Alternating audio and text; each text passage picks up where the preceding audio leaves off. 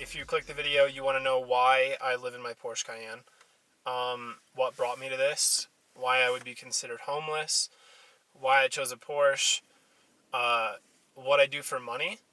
I feel like I get asked that question most commonly, more than anything else. The second question I get asked most often is, where do I go to the bathroom? And guys, I feel like this is common sense, but I would just use public restrooms or park restrooms or anywhere else that I can possibly use the bathroom. If not, and I have to poop in nature, I absolutely will. And I have a tiny shovel that I'll use to cover that up. But, I mean, I feel like that's all common sense stuff. So we're going to start with the backstory. I lived in a mobile home until I was 17. My parents were working factory jobs here and there, occasionally getting laid off and stuff and having trouble finding work. And when I was 17, my father passed away November of my senior year of high school. We could no longer afford the mobile home that we were living in on just my mom's income. Uh, I didn't make enough money to help anyone out with anything, neither did my sister. So we were forced within a month, because he passed away without life or health insurance, we were forced within a month to move in with my aunt.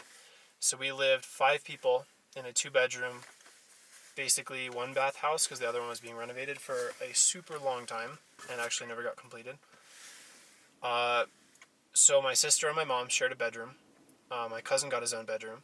My aunt slept on the couch, and I had a twin-size mattress that I would put down on the floor every single night before I would go to bed.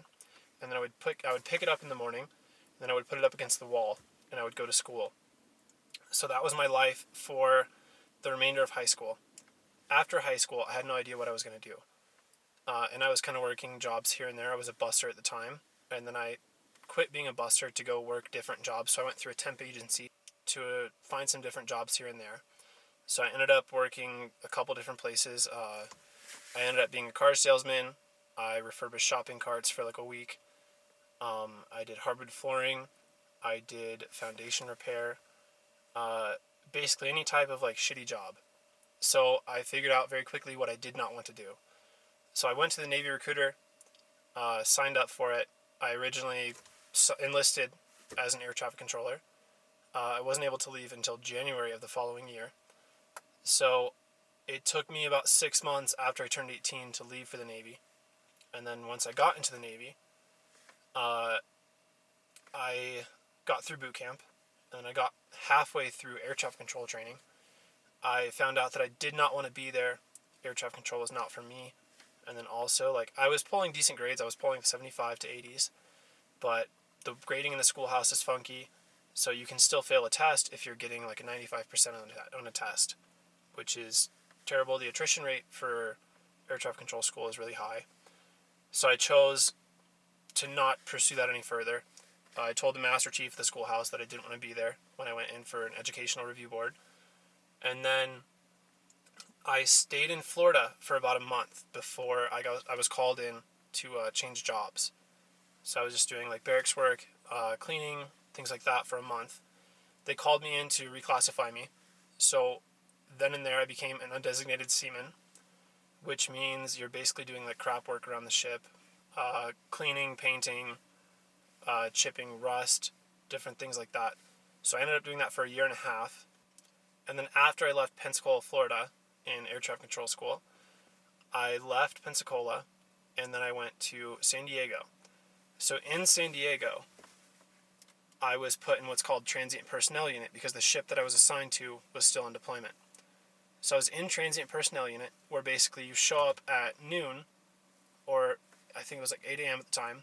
So you show up there, and then after that, you basically like just say, hey, I'm here, and then you're free to leave for the rest of the day, unless you have to stand like barracks watch, which would be watching people who are restricted personnel, who maybe had done something that the Navy didn't like, and they were stuck, or they were like grounded, essentially.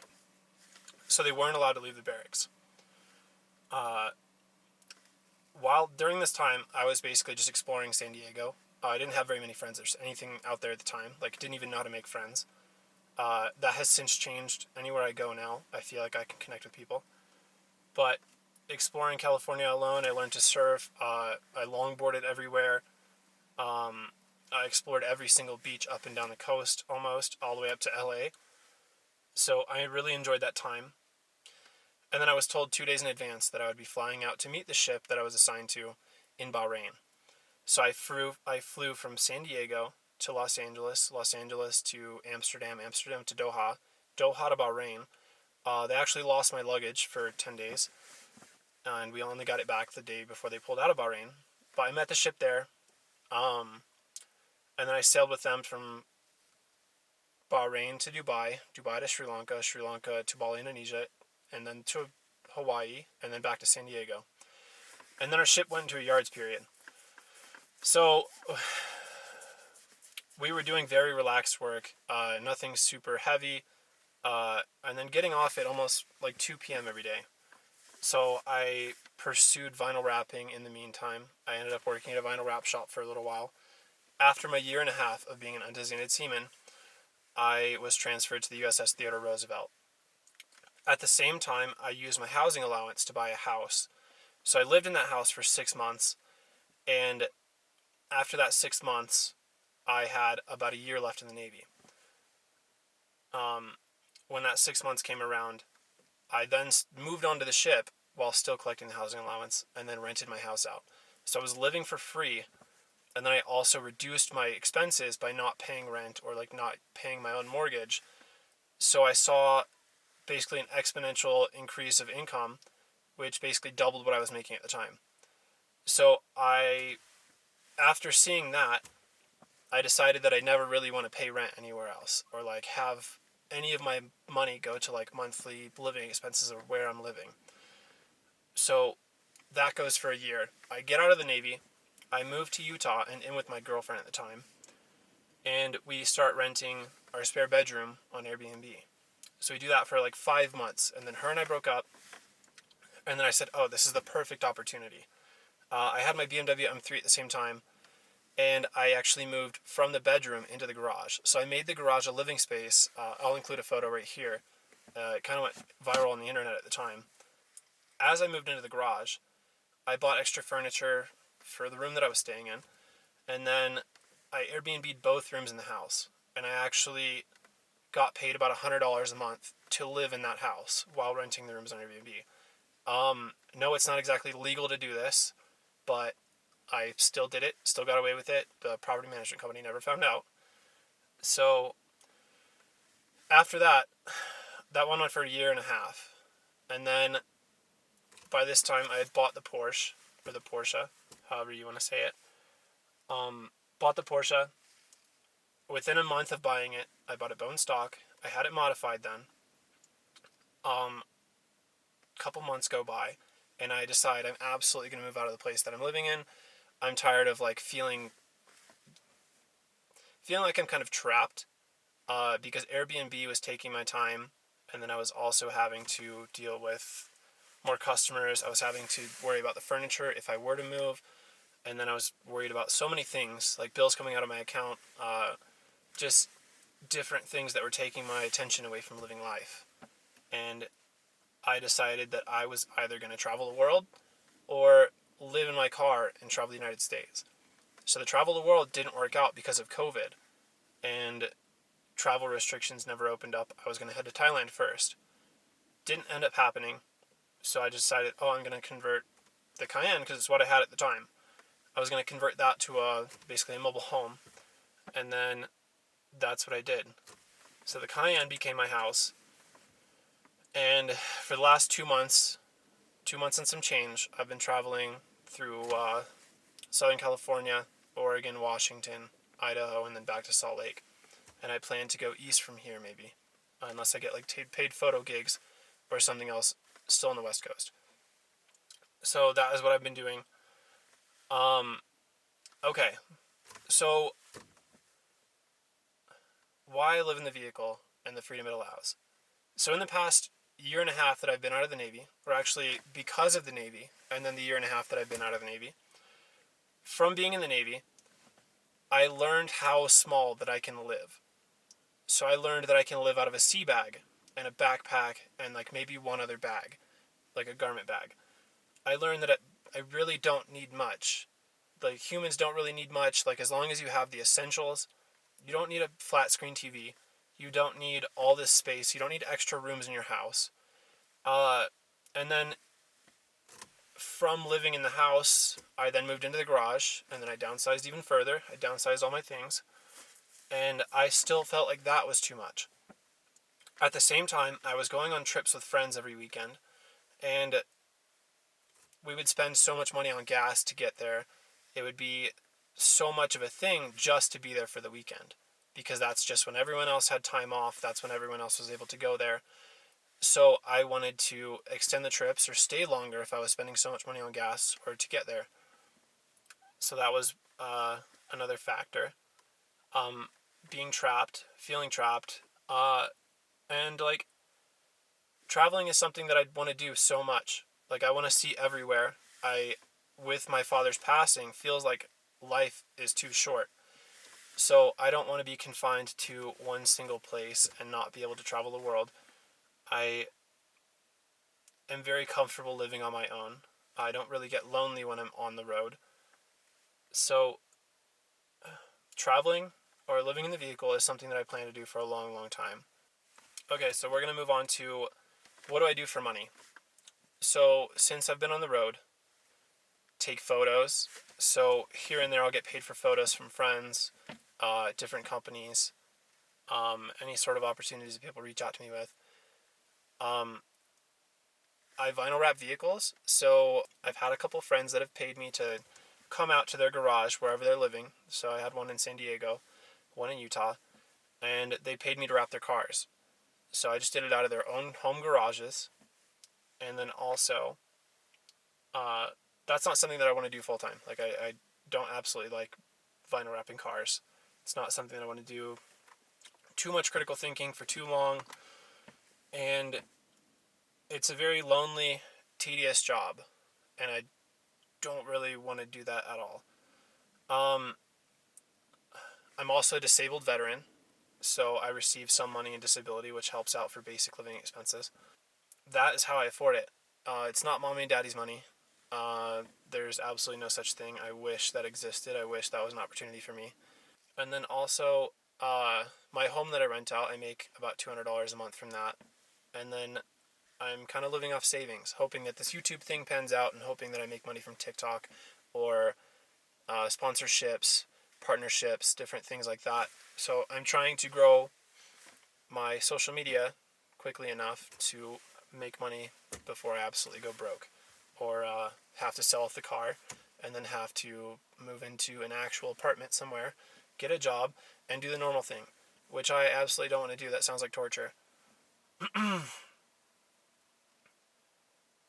So my plan for the future would be to just travel the country, maybe visit every national park.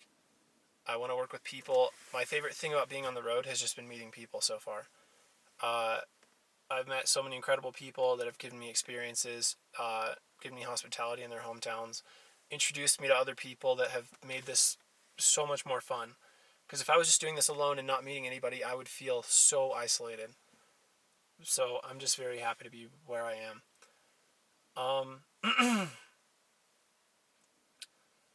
So I really want to say that if this is something that you're thinking about, you want to live on your own, you want to live in your vehicle, and you want to travel, I've received so many comments that say, why not get a house?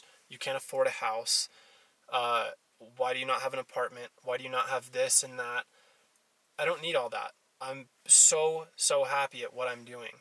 I don't need a lot, and I'm not homeless. Like, I could very much afford an apartment if I wanted to. But I would rather live my life like this, very simplistic.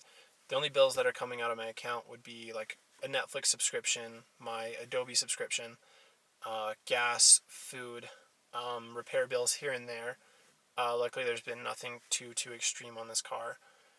And that's kind of it.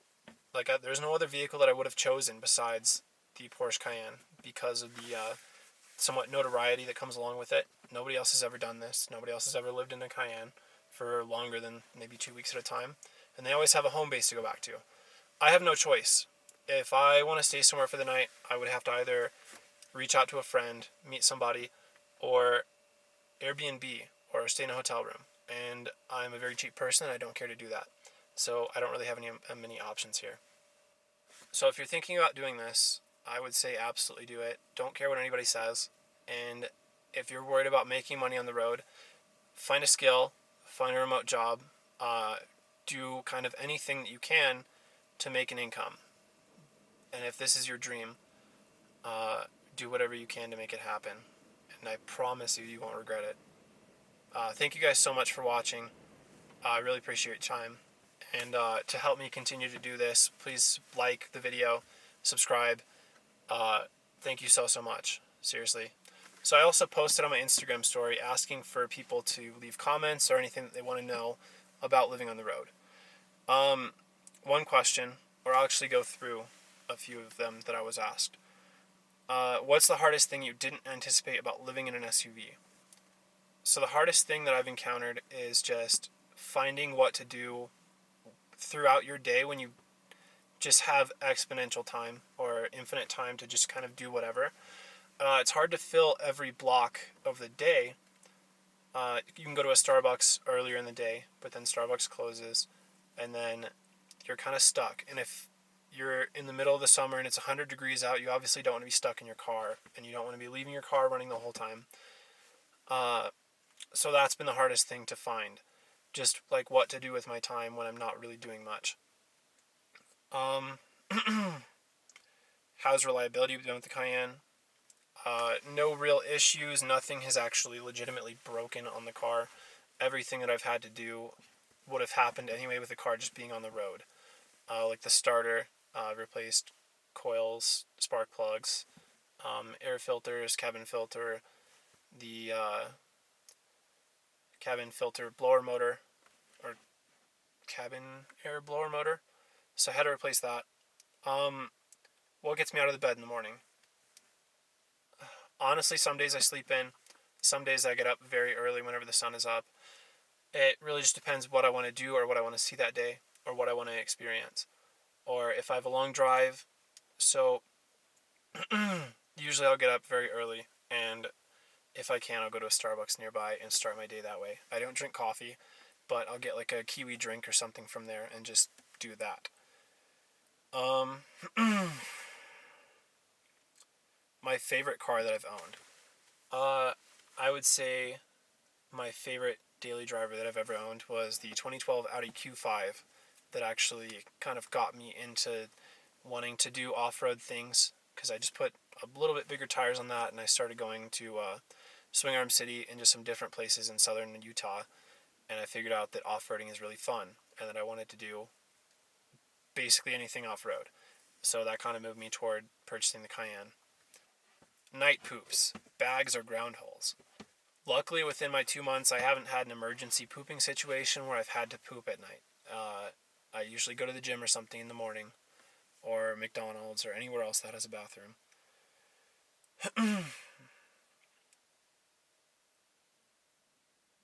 How has my mental health been since living in the Cayenne? I would say I'm the happiest I've been, mostly because I have the freedom to do whatever. I don't have anything holding me down.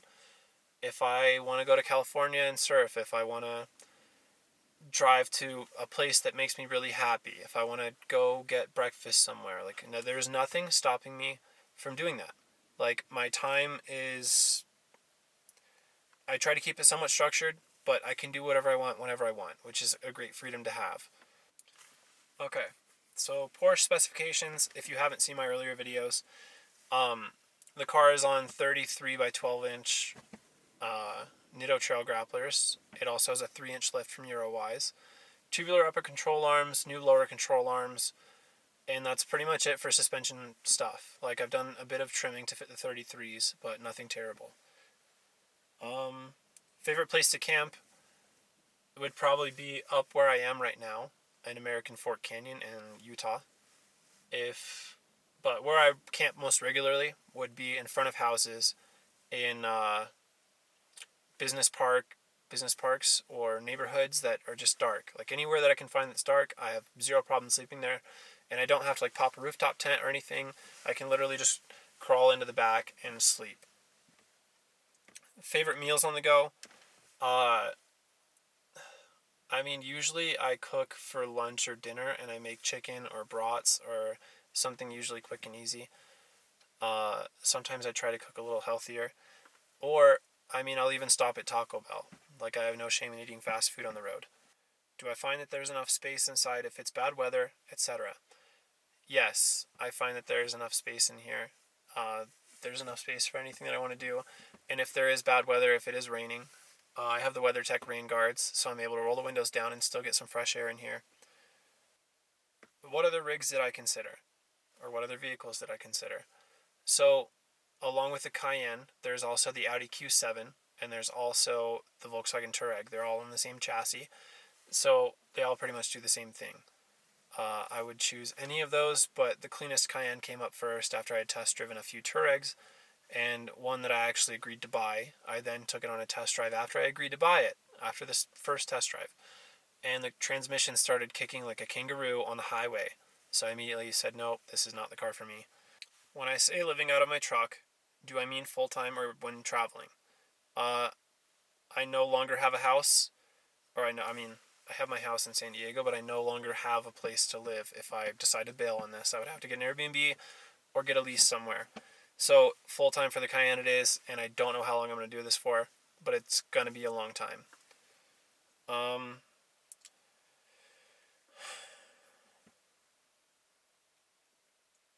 Why a Porsche? Why would I do this in a Porsche? I chose this car because of the attention that it's gotten on social media.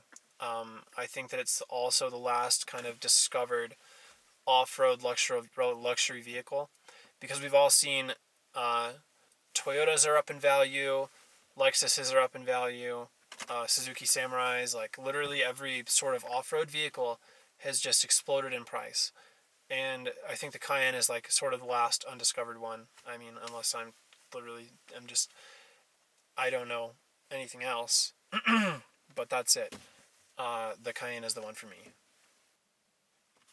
Okay, so those are kind of all the questions that I've received on my Instagram poll, or the ones that I decided to choose. If you guys have more questions, feel free to reach out and DM me. Feel free to email me. Feel free to reach out kind of any way you can, and I'll respond as quickly as I can. I wish you guys the best. Thank you so much for listening to this. I appreciate you. Love you. Subscribe, like, comment. Thank you so much.